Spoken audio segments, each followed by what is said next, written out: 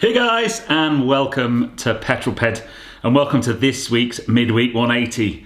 Now I am at Harbour Heights this week doing the final bits of painting and getting everything ready for our first guests who arrive on Friday. Hopefully you watched Monday's film where I gave you a bit of a walk around our lovely holiday home here in Mevergissi. But this is a Midweek 180, and if you've not seen one of these before, this is my midweek update where I bring you my news, views, and information about upcoming reviews, all filmed in one take. I'm going to put 180 seconds in the bottom left-hand corner of your screen, and that's it. A very simple format. So, without further ado, let's get cracking with this week's Midweek 180. I shall start my timer. Okay, leader of the pack last week was Simon W. Congratulations, sir. Joined in the famous five by Ginger Barry, Francois G, Ben Higginson, and Andrew Lord. So whoever puts the first comment this week, you will be my leader of the pack next week, and the first 5 comments, you will be in my famous 5. Now then, where are you and what you're doing? Slightly different this week. I wanted to give a big shout out to Amanda Jane, AJ, who's in hospital, not very well at the moment. All of us peddlers send you all our very best. Please get well soon, AJ. Hope you're going to be okay. Now, last week's question was basically what your thoughts about cruise control were. Now, there were a few people who said, I hate it, it's the devil incarnate, but most people used it a lot. I think the majority of people used it in the kind of measured mile speed cameras through roadworks to protect their license. But yeah, big fans of cruise control.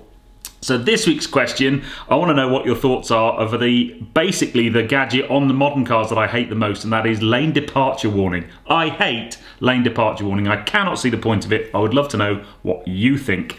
Do you like it? Do you use it? What do you think about it?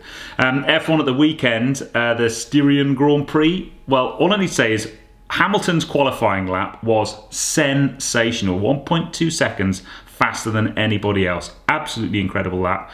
And a pretty good race. Obviously Hamilton won, Ferrari having a total nightmare, but Lando Norris, come on! The last 2 laps for Lando Norris were just mega.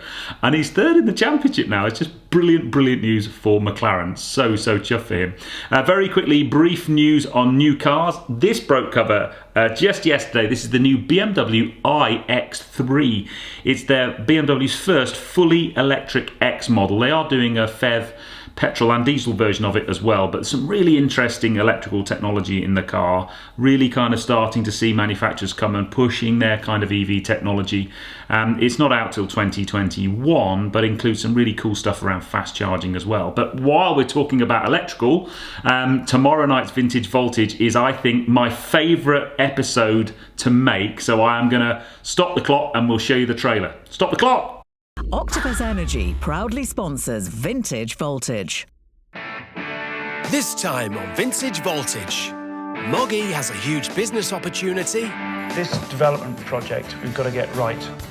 Petrol tries to get to Hamburg on electric power. So the last hour probably has been a little bit more tense than I'd like. And Tony has a headache with a slinky speedster. I think we're going to have to work out a new way of getting these batteries in. A great day from hell so far. Not happy. Start the clock! So yeah, so a Chesil Speedster, and a reason I liked it is part of the show I was challenged by Moggy and the team to drive an electric car all the way to Hamburg to pick up the gearbox for the Chesil, and we did, basically took 4 days of filming to do what was on the show, maybe 1.5 to 2 minutes, but it was really Top Gear-esque. It was a brilliant adventure, and so yeah, you must tune in tomorrow night for Vintage Voltage on Quest, 9 PM. We've mentioned Monday night's video already, and then this Friday's video at 6 is the Audi RS-Q3. Audi's hidden gem. So a proper living with video. I try and see how much stuff I can get in it. I drive it down here to Mevergissi. So I do 2 long runs, a fuel run and out of time.